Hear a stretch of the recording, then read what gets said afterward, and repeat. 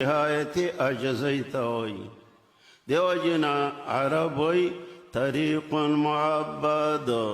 دالارا معبد دا زلیل شوی دا خلق پی دیر چلیگی دارنگ عربوی صوبن ذو عبیدا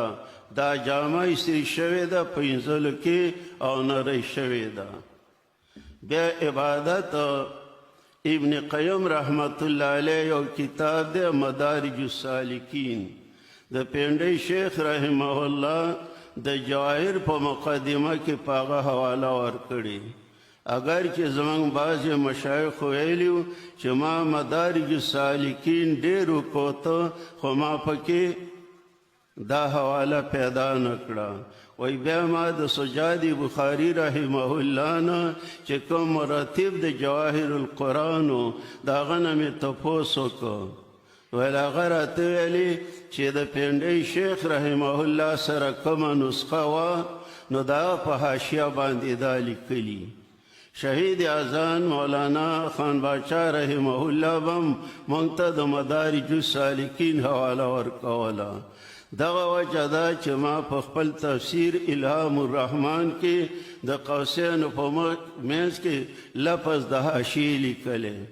کومه ملګرو چې ما نه ترجمه کړي هغه په دې راز پوهیږي چې دا حاشیه ټکي او څه ولې زیات کړی دا دغې نکتې ته اشاره ده چې سجادی بخاری رحمت الله علیه بویل چې دا د هغې په نسخې په حاشیه باندې لیکو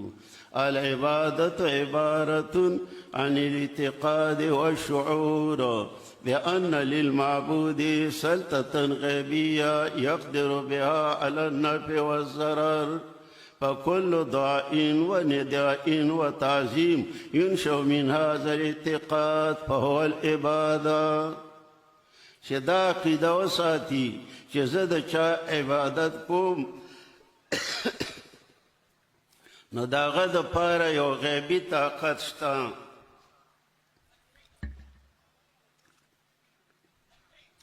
چې د هغه غیبي طاقت په وجه هغه د نفع او د ضرر او د خیر و شر او د عزت او د ذلت مالک دی نو هر چغه هر آواز او هر دعا او هر تعظیم چې په دې عقیده باندې نو دا